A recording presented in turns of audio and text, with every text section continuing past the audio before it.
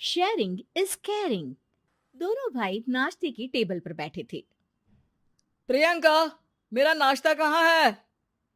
भाभी, मुझे भी ऑफिस के लिए लेट हो रहा है। इस पर प्रियंका किचन में से दोनों के नाश्ते की प्लेट्स लेकर बाहर आती है। लो भाई, आप दोनों का नाश्ता। किसी को भी 1 मिनट का सब्र नहीं है। ये प्रियंका का ससुराल है, जहाँ कोई औरत ना होने की वजह से शादी वाले दिन से ही घर के साथ दोनों भाइयों की जिम्मेदारियां प्रियंका संभाल लेती है।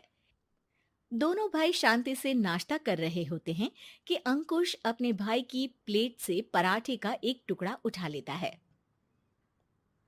आपको पता है ना, मैं खाना शेयर नहीं करता, फिर भी मेरी प्लेट में से खाना जरूरी है क्या? अरे हद हो गई है, मुझे नहीं खाना अब। अंकुर गुस्से में नाश्ता छोड़कर टेबल से उठ खड़ा होता है।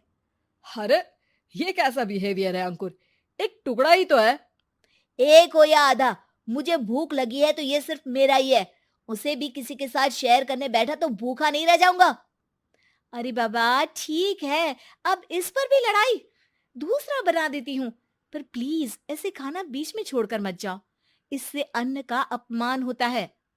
ओ प्लीज भाभी, ऐसी कोई चीज होती ही नहीं है। आपके पास पैसे हैं, खरीदो और खाओ। अगर नहीं खाया जाए तो फेंक दो। अरे दुनिया में सब यही करते हैं। अंकुर बैग उठाकर ऑफिस के लिए चला जाता है, जिसके पीछे उसका बड़ा भाई मायूस सा घर में खड़ा रह जाता है। जिसने बचपन से सोने की चम्मच में खाया हो, उसे दुनिया के बारे में क्या पता होगा। वैसे गलती तो हमारी ही है। अगर कभी बचपन में ही सही गलत का फर्क सिखाया होता तो आज ये हाल नहीं होते। आप फिक्र क्यों करते हैं जी? भगवान है, वो जो भी करता है सबकी भलाई के लिए ही करता है। और जब वो चाहेंगे तो अपनी तरह से अंकुर भैया को भी सब कुछ सिखा देंगे। पत्नी की बात पर विश्वास कर अंकुश भी ऑफिस चला जाता है। सुबह से दोपहर होती है और अंकुर लंच करने ऑफिस के पास वाले रेस्टोरेंट में पहुंचता है, जहां वो एक साथ बहुत सारा खाना ऑर्डर कर देता है। सर, क्या कोई आपको ज्वाइन करने वाला है? नहीं तो क्यों? अब कुछ नहीं सर, ऐसे ही। वेटर चला जाता है और कुछ देर में अंकुर का ऑर्डर लेकर वापस आता है, जिस पर अंकुर सब डिशेस में से थोड़ा थोड़ा खाकर बाकी ऐसे ही छोड़कर बिल देकर चला जाता है। वाह भगवान, तेरी माया। कहीं कोई एक एक टुकड़े के लिए तरसता रहता है और ये 5 लोगों का खाना ऑर्डर करके एक का भी पूरा नहीं खाते। पैसे वालों की माया। वेटर टेबल साफ कर बचा हुआ सारा खाना लेकर रेस्टोरेंट के पीछे घूम रहे बच्चों के पास पहुंच जाता है, जिसे देख बच्चों के चेहरे खिल उठते हैं। वाह, आज इतना सारा खाना आया। थैंक यू भैया। भगवान आपको खाने की फैक्ट्री बना दे। अगर ये फैक्ट्री मेरी होती तो तुम लोगों को कभी किसी का झूठा बचा हुआ खाना नहीं खाना पड़ता। चलो तुम लोग खाओ, पर ध्यान रखो किसी को पता ना चले, नहीं तो मेरी नौकरी चली जाएगी। इसी के साथ दिन बीतता है और रात को दोनों भाई एक साथ घर पहुंचते हैं। कुछ देर में सब डिनर करने बैठते हैं, जहां अंकुश अंकुर को समझाने की कोशिश करता है। अंकुर, अगर हमें लाइफ में सब कुछ मिला है, इसका ये मतलब नहीं कि तुम उसका गलत फायदा उठाओ, बल्कि तुम्हें उसकी मदद से दूसरों को भी मदद करनी चाहिए। भैया, जिनके पास नहीं है उनकी वजह मैं तो नहीं ना। और ऐसे बहुत लोग हैं जिनके पास सब कुछ है। इसलिए अगर मैं एक इंसान कुछ नहीं करूंगा तो कोई फर्क नहीं पड़ने वाला। तुम्हारे भैया बस एक चीज समझाना चाहते हैं कि जिस चीज की हमारे पास कमी नहीं है, उसे बर्बाद करने से अच्छा है कि लोगों के साथ शेयर करें। इससे हम सिर्फ सामान नहीं, खुशियां भी बांटते हैं, और इसमें तुम्हारा ज्यादा कुछ तो जाएगा नहीं। भैया भाभी की बात सुन अंकुर कुछ बोले बिना उठकर चला जाता है। इसी तरह दिन बीतते रहते हैं, जिसमें अंकुश और प्रियंका कोशिश तो बहुत करते हैं, पर अंकुर पर किसी भी चीज का कोई असर नहीं पड़ता। एक दोपहर अंकुर सैंडविच खाते हुए सड़क के किनारे चल रहा होता है। तभी उसकी नजर आइसक्रीम वाले पर पड़ती है और वो सैंडविच सड़क किनारे फेंक आइसक्रीम खरीदने पहुंच जाता है। अब इसे कहते हैं जिंदगी का सुख। जैसे ही अंकुर आइसक्रीम लेकर पीछे मुड़ता है, तो एक आदमी को सड़क से वही सैंडविच उठाते हुए देखता है। वो आदमी बहुत कमजोर, गरीब, जैसे बहुत दिनों से खाना ना खाया हो वैसा लग रहा था। अंकुर उसके पास जाकर खड़ा हो जाता है। उसे देखकर आदमी सैंडविच अंकुर की तरफ कर देता है। आपको भी खाना है क्या? क्या हम इसे आधा आधा कर ले? मुझे बहुत भूख लगी है। वो मेरा ही झूठा सैंडविच है। तुम दूसरा खरीद कर क्यों नहीं खा लेते? इसे क्यों खा रहे हो? अरे भैया, अगर खरीदने के पैसे होते तो 4 दिन से भूखा नहीं घूम रहा होता। हैं? क्या? तुमने 4 दिन से कुछ नहीं खाया, फिर भी इस आधे सैंडविच को मेरे साथ बांटने के लिए तैयार हो गए? क्यों? अरे भैया, पैसा नहीं है तो क्या हुआ, इंसानियत आज भी उतनी महंगी नहीं हुई, और ना ही उस पर अमीर गरीब का टैग लगा है जो हम उसे रख ना सके। पर अफसोस, आजकल लोगों के अंदर पोषण, खून या विटामिन से ज्यादा इंसानियत की कमी होने लगी है। आदमी की बातों से अंकुर को समझ में आ जाता है कि वो आज तक कितना गलत काम करता आ रहा था। इसके बाद से वो अपनी किसी के साथ शेयर नहीं करने और खाने को बर्बाद करने वाली आदत को छोड़ देता है।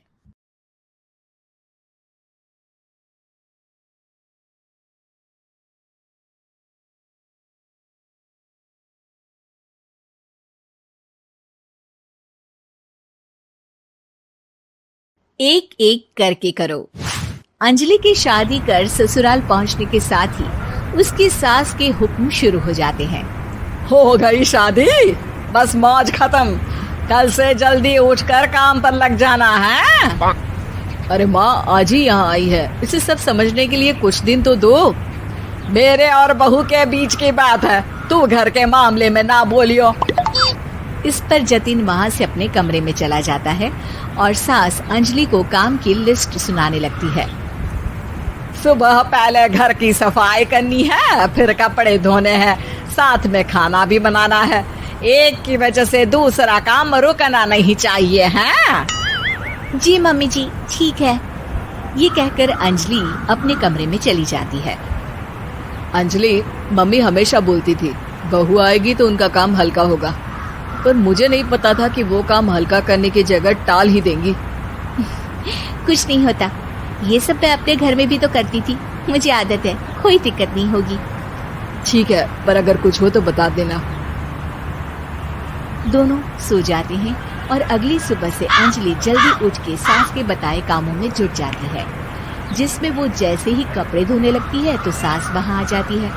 अरे सुनो, ये कपड़े ऐसे नहीं धुलेंगे, सबको डिवाइड कर फिर एक एक करके अलग अलग धोने हैं। क्या? एक एक कपड़ा अलग करके? एक बार में सुनाई नहीं देता क्या? वही बोला है मैंने, लग जाओ काम पर, हैं? सास की बात मानते हुए अंजलि एक एक करके कपड़े धोना शुरू करती है, जिसे करते हुए आधा दिन बीत जाता है। अरे रे, सुबह से कब दोपहर हो गई पता ही नहीं चला, अभी तो खाना भी बनाना है। अंजलि भागते हुए रसोई में जाती है, जहाँ उसकी सास पहले से ही उसे खड़ी मिलती है। खाना बना लेना, देखो पहले पकोड़े तल दो और एक एक पकोड़े अलग अलग तलना, नहीं तो कोई कच्चा कोई पक्का रह जाता है। सास की हर बात में एक एक की कहानी अंजलि के समझ में नहीं आती, लेकिन फिर भी वो बिना कुछ बोले काम करती रहती है।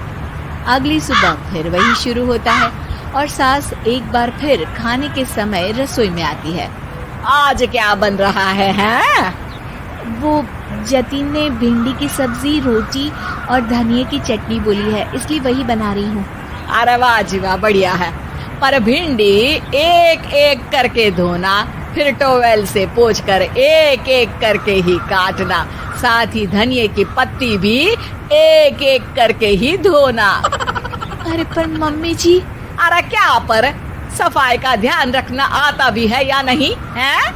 मैं ये सब सबकी हेल्थ के लिए ही तो कर रही हूँ ना, और तुम अर पर करती रहती हो, हैं? सास की बातें सुन अंजलि हैरान रह जाती है।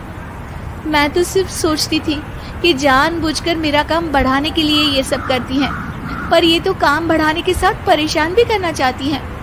मैंने इनकी कौन सी बहस खोल दी जो इतनी दुश्मनी निकाल रही हैं। अब क्या करूं? अब अंजलि सास की बातों और हरकतों के बीच फंस जाती है। काम के लिए मना भी नहीं कर सकती, नहीं तो जाने कौन सा ड्रामा खड़ा कर दे। पर अंजलि, तुझे कुछ तो करना पड़ेगा। इतनी देर में जतिन भी वहां आ जाता है। अरे कौन ड्रामा खड़ा कर रहा है और क्या करना पड़ेगा?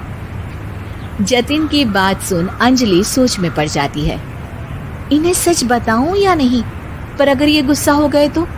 वैसे भी अपनी माँ से बहुत प्यार करते हैं, फिर उनके खिलाफ कुछ सुन कैसे लेंगे? अंजलि ये सब सोच ही रही होती है कि जतिन फिर बोलता है। अरे क्या हुआ, कहाँ खो गई? अरे नहीं, कुछ नहीं। वो मैं टीवी सीरियल के बारे में सोच रही थी। यहाँ और कौन ड्रामा करेगा? अरे तुम भी ना, चलो मैं चलता हूँ। इसके बाद कुछ दिनों तक अंजलि सास को सबक सिखाने के लिए अलग अलग प्लान सोचती रहती है, पर उसे सास के एक एक करके काम करवाने की आदत बंद करने का कोई तोड़ नहीं मिलता। अगर ऐसे ही चलता रहा तो कहीं मैं एक दिन अपने सिर के बालों को भी एक एक करके सुलझना ना शुरू कर दूं। पगली हो गई है क्या? अकेले में क्या बड़बड़ किए जा रही हो? वैसे आज खाने में क्या है? आलू की सब्जी। तो फिर आलू को अच्छे से काट कर उसके कटे हुए कपड़ों को एक एक करके ही धोना है। बिल्कुल, इसे कैसे भूल सकती हूँ? मेरे जी का जंजाल। अरे बातें कम काम ज्यादा है। अंजलि एक बार फिर सास के कहे अनुसार काम करने लग जाती है, जिसमें सब्जी बनाते हुए उसके दिमाग में एक आइडिया आता है और वो सास को आवाज लगाती है। मम्मी जी, सुनिए जरा, इधर तो आना। अंजलि की आवाज सुन सास रसोई में आती है। अरे क्या हुआ, क्यों गला फाड़ कर चिल्ला रही हो? कुछ नहीं, वो सुबह कपड़े धोने की जल्दी में नहाई नहीं थी और अब शाम की पूजा भी करनी है, तो आप जरा सब्जी देख लीजिए ना, तब तक मैं नहा कर आती हूँ। अंजलि सास को रसोई में छोड़कर नहाने चली जाती है। इसी तरह देखते देखते 4 घंटे बीत जाते हैं, लेकिन अंजलि बाथरूम से बाहर ही नहीं निकलती, जिसे देख सास उसे आवाज लगाती है। अरे बाथरूम में ही समाधि लगा ली क्या? यहाँ सब्जी बनकर ठंडी भी हो गई और अभी तक तेरा नहाना खत्म नहीं हुआ। मम्मी जी, जैसे आप कहती हैं ना, मैं वैसे ही एक एक करके अपने बाल शैम्पू कर रही हूँ। तो अभी 3 घंटे और लगेंगे, तब तक काम और जतिन को खाना सर्व करना आप संभाल लेना। इस तरह अपने नहले पर बहू का दहला देख सास शॉक्ड रह जाती है, जिसके बाद से घर में एक एक करके करने का आलाप बंद हो जाता है।